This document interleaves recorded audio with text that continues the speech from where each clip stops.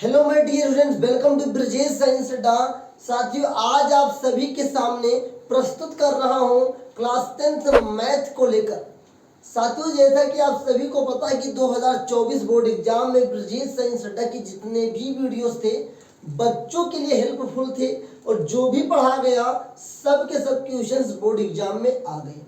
तो आइए अब हम लोग शुरू करते हैं 2025 की रणनीति, 2025 की प्लानिंग। कैसे हमें पढ़ना है, क्या पढ़ना है और कितने समय में पढ़ डालना है और क्या क्या प्लानिंग मैंने आपके लिए किया है जिससे कि मैथ और साइंस का स्कोर भी अच्छा जाए और भी और सब्जेक्ट का भी स्कोर अच्छा जाए। अगर आपने विश्वास किया है इस अच्छे से प्लेटफॉर्म ब्रजेश साइंस अड्डा पे तो आपका विश्वास साथियों बहुत ही अच्छा रहेगा। बस लगातार इस वीडियो में बने रहिए और ज़्यादा से ज़्यादा तक क्लास को शेयर कीजिए, अपने दोस्तों तक शेयर कीजिए और आमंत्रित कीजिए ज़्यादा से ज़्यादा। तो चलिए शुरू करते हैं आज की इस क्लास को। साथियों, आप सभी को पता है कि 2025 बोर्ड एग्जाम साथियों 2025 में ही होगा, ये सभी लोग जानते हैं। लेकिन बहुत बच्चे तैयारी शुरू करते हैं साथियों जून से, बहुत बच्चे तैयारी शुरू करते हैं बहुत ही लास्ट में, बहुत सारे बच्चे शुरू से ही तैयारी शुरू कर देते हैं। लेकिन क्या इन सभी का पेपर अलग अलग समय पे होता है? जी नहीं, इन सभी का पेपर एक ही समय पे, एक ही डेट पे, एक ही दिन में होता है। तो जीतता वही है साथियों जो लगातार अच्छी तरीके से मेहनत करता है और रिवीजन करता है। इस बात को विश्वास रखिएगा, रिवीजन बहुत इंपॉर्टेंट है।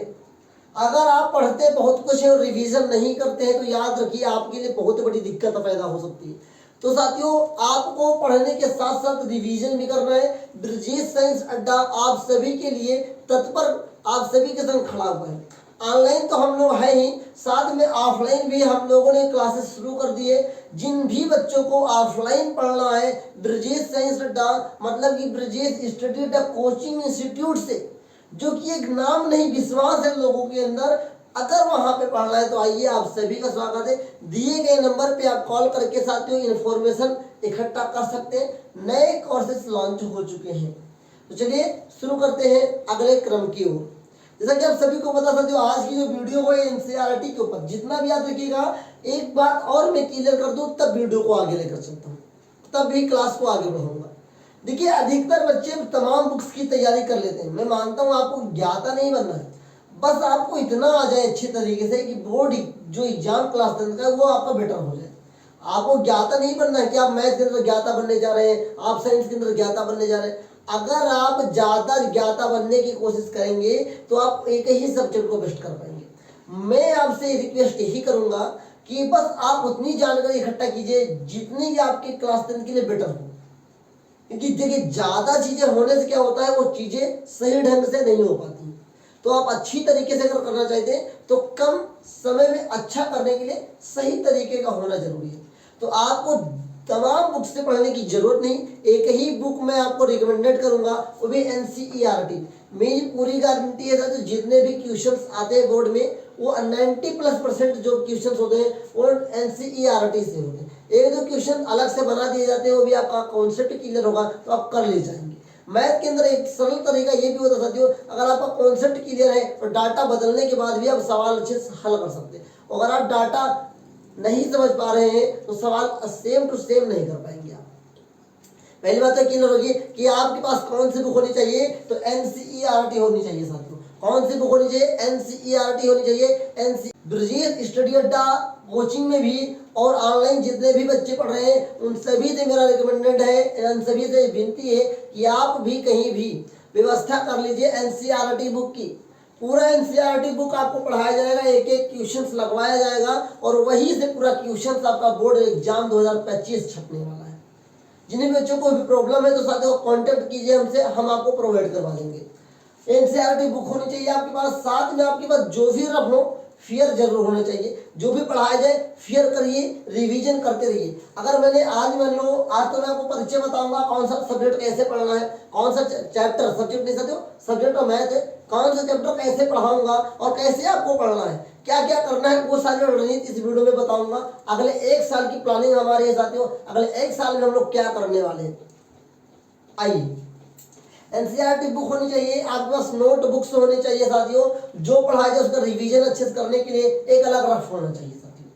आइए अब चूंकि क्लास 10 की वीडियो है, जो क्लास 10 का मैथ में सिलेबस लेकर आया हूँ आपको लेकर 2025 के लिए, ये पहली वीडियो है, इस बात को याद रखिएगा। ये पहली वीडियो है और इस पहली वीडियो के अंदर सारा कॉन्सेप्ट क्लियर होगा कैसे क्या करना है। ये कुछ ऐसे चैप्टर साथी होते हैं जो क्लास 9 के क्लास 10 में डायरेक्ट होते हैं, और अगर आप उन्हें अभी भी उन्हें एक बार रिवाइज कर लेंगे, रिवीजन कर लेंगे, तो आपका क्लास 10 में वो चीज़ बहुत इंपॉर्टेंट हो जाएगा। तो चलिए एक एक करके हम लोग बात करते हैं, कैसे क्या करना है वो भी बात करते हैं। देखिए साथियों, सबसे पहले जो आपका चैप्टर आता है वो क्लास 10 के अंदर आता है वास्तविक संख्या है, जिसे इंग्लिश में बोलते हैं रियल नंबर्स। वास्तविक संख्या है, रियल नंबर्स। क्लास 9 में भी पहला चैप्टर है वास्तविक संख्या है, रियल नंबर्स। तो एक बार आप क्लास 9 के पहले चैप्टर को रिवीजन जरूर कर लीजिए, और बाकी मैं तो आपको बहुत बेहतर तरीके से पढ़ाऊंगा। अगर आपको लगता है कि मैथ के अंदर आपको एलसीएम एचसीएफ भी दिक्कत कर रहा है, तो उसके ऊपर भी मैंने एक बहुत शानदार वीडियो दे दी है, आप उसे भी देख लीजिए। आप लोग सारे की लिंक डिस्क्रिप्शन लिंक में मिल जाएगी आपको। देखिए दूसरा चैप्टर आपका बहुपद है, ये भी आपका क्लास 9 में है। बहुपद भी अच्छे से आप तैयार करना पड़ेगा, सब चीज आपको पढ़ाया जाएगा, साथ में पढ़ाने के साथ साथ टेस्ट भी आपका होगा।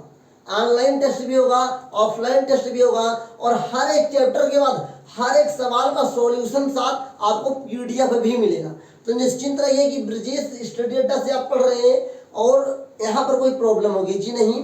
हमने पिछली बार कई सारी गलतियों की, उस गलती को हमें दोहराना नहीं है। बहुत सारे बच्चे क्या कहिए कि कोर्स तो ले लिए, बहुत सारे बच्चे ज्वाइन तो कर लिए हमें, लेकिन वो रेगुलर क्लास नहीं की, बाद में उन्हें बहुत हार्ड मेहनत करना पड़ा लास्ट में। तो अभी भी आपके पास वक्त है साथियों, मेहनत करना सीख लीजिए, लगातार पढ़ने की कोशिश कीजिए। मेरा कहना है साथियों कि मुझे आपसे एक ही दिन में पूरा 24 घंटा नहीं चाहिए, लेकिन अगर लगातार आप मुझे 1 घंटा डेली देते हैं, दिन का 1 घंटा, साल जब तक एग्जाम ना हो जाए तब तक यदि आप मुझे 1 घंटा प्रतिदिन देते हैं और 1 घंटा मुझे सुनते हैं, और मैंने बताया कि रास्तों पर 1 घंटा डेली काम करते हैं, तो याद रखिए अगले कुछ ही महीनों में गणित जो आपको कठिन लग रही है वो आपको सरल लगने लगेगा। बस मेरे कॉन्सेप्ट को क्लियर करके रहिएगा, जो मैं बताऊंगा उसे साफ साफ सही मायने में लागू कीजिएगा। चलिए तीसरा पार्ट जो आपका है वह 2 चर वाले रैखिक समीकरण। ये वेरी इंपॉर्टेंट है, यहाँ से हर साल साथियों सवाल आते हैं और बहुत सारे इंपॉर्टेंट सवाल भी आते हैं। बहुत ही आसान विधि से मैं समझाऊंगा, निश्चिंत रहिए।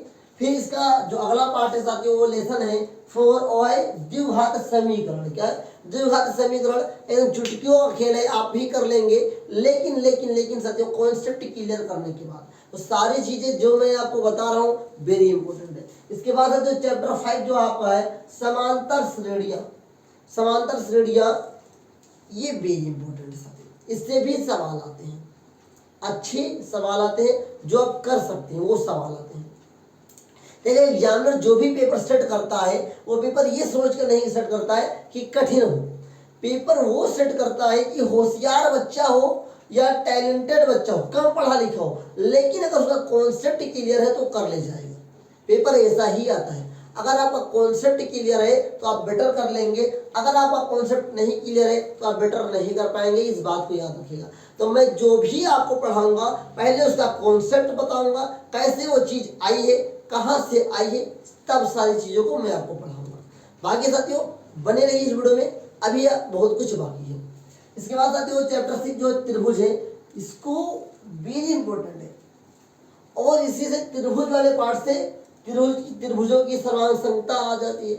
ये आपके क्लास 9 में भी उसे बार पढ़ लीजिए साथियों, आरएचएस वाला पढ़ लीजिए आप लोग, और साइड एंगल साइड पढ़ लीजिए, और क्या एंगल साइड एंगल पढ़ लीजिए, हाइपोटेनियस राइट एंगल से साइड पढ़ लीजिए। वेरी इंपॉर्टेंट है साथियों, वेरी इंपॉर्टेंट है, इसमें दो राय कोई करने की बात है। इसके बाद है निर्देशांक ज्यामिति, ये भी बहुत इंपॉर्टेंट है। 8वां चैप्टर है साथियों त्रिकोणमिति का परिचय। त्रिकोणमिति का परिचय 8 चैप्टर जितने भी हैं ये मेरा टारगेट है अगले कुछ ही महीनों में खत्म करने की साथियों।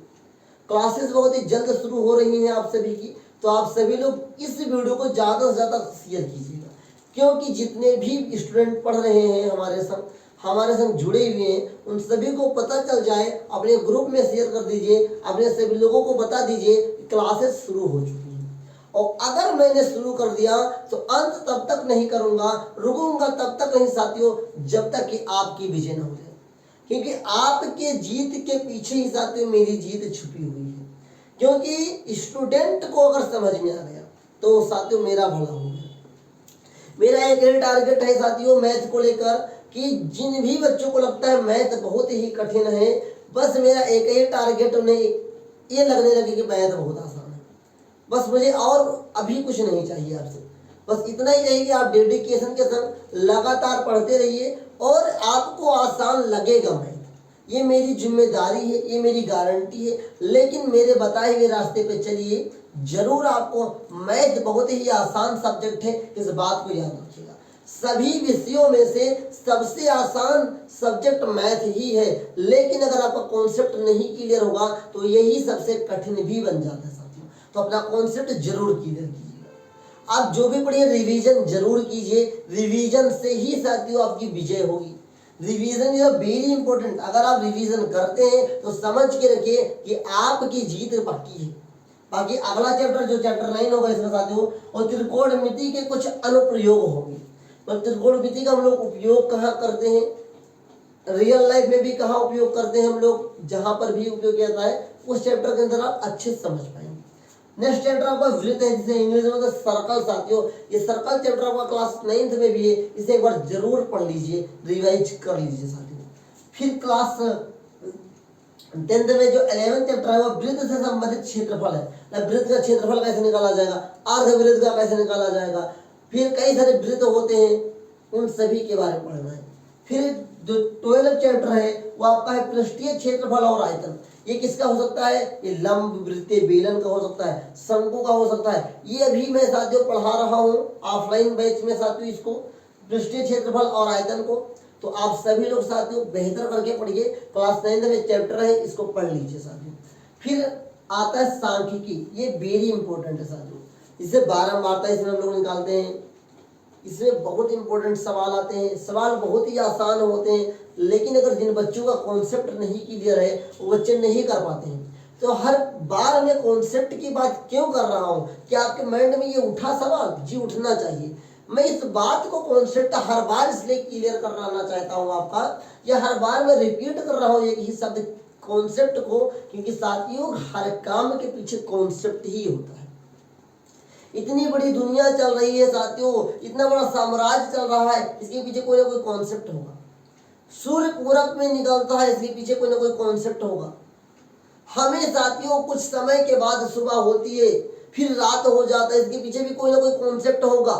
हमें भूख लगती है, इसके पीछे कोई ना कोई कॉन्सेप्ट होगा। तो सवाल कैसे लगता है, सवाल कैसे सरल हो जाता है, इसके पीछे कोई ना कोई कॉन्सेप्ट होगा। बहुत आसान है साथियों मैथ। अपने जहन से, अपने दिमाग से ये तो निकाल दो कि मैथ बहुत कठिन है।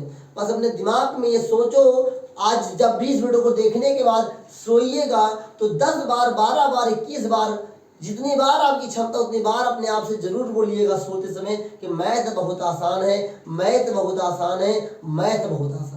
एक बार बोल के देखिए, क्या खुशी अंदर से आएगी। और जिस दिन आपके मन ने ठान लिया कि मैथ बहुत आसान है, ये चैप्टर्स क्या है, ये तो कुछ नहीं है, इससे बड़े बड़े सवाल आप लगा सकते हैं साथियों, इससे बड़े बड़े सवाल लगा सकते हैं। फिर जो लास्ट चैप्टर होता है प्रायिकता आता है, जो इंग्लिश में बोलते हैं प्रोबेबिलिटी, इससे भी साथियों सवाल आते ही आते हैं। जितना भी मैंने आपको सब कुछ बताया, सारे चैप्टर्स में आपको पढ़ाने वाला हूँ। ये अपनी रणनीति, इन चैप्टर्स को मुझे पढ़ाना है आपको।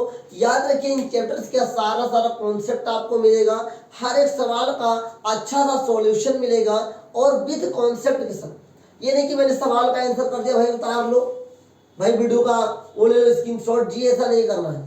कैसे लगा ये सवाल, मुझे आपको सिखाना है, रटाना नहीं है।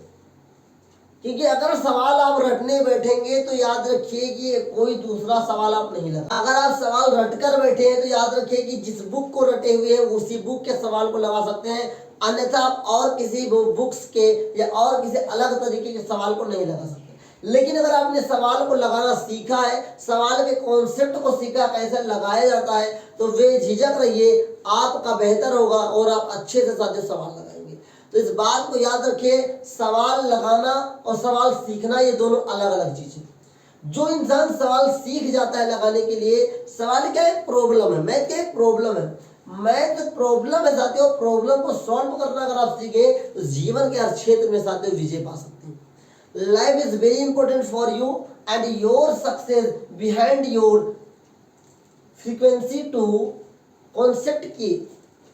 अगर आपके कॉन्सेप्ट की मतलब जो आपका चाबी का गुच्छा है कॉन्सेप्ट का, अगर वो क्लियर हो गया तो आपकी जो भी लेयर है वो आपका क्लियर हो जाएगा और बेटर से बेटर एग्जाम 2025 होगा। तो मैंने अभी तक जो भी आपको बताया है इन 14 चैप्टर्स के बारे में बताया है, इनमें से कुछ चैप्टर आपके क्लास 9 से मैच करते हैं। एक बार आपके पास समय अभी भी कुछ समय है, उसे आप पढ़ लीजिए, रिवाइज कर लीजिए, हल्का फुल्का उसे एक बार पढ़ लीजिए तो आपका नजरिया साफ रहेगा और आपकी नीयत साफ रहेगी। एक बार फिर से मैं आपको रिवाइज करवा दूं, एक बात याद रख लीजिए कि आपकी विजय तभी निश्चित है जब आप रिवीजन करते हैं, बार बार प्रयास करते रहे। कहते ना करत करत अभ्यास कर जड़मत हो सुजान और रसरी आवत जात है सिल पर पड़त निशान।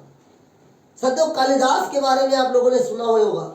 कालिदास इतने मंदबुद्धि इंसान थे, फिर भी एक संस्कृत के महाकाव्य पंडित बन गए, महाकाव्य की रचना कर डाली उन्होंने।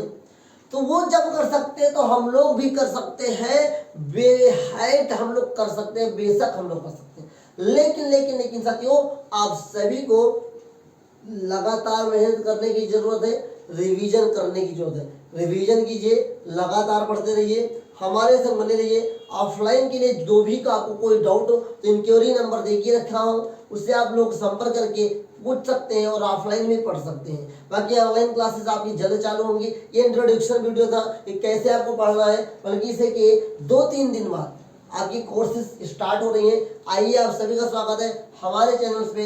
वीडियो कैसी लगी लाइक कीजिए और सभी को शेयर कर दीजिए और अपने ग्रुप्स में लगातार शेयर करते रहिए, सपोर्ट कीजिए। आप सभी को अंत तक वीडियो देखने के लिए बहुत बहुत धन्यवाद। मिलते हैं नेक्स्ट लेक्चर में, तब तक के लिए जय हिंद।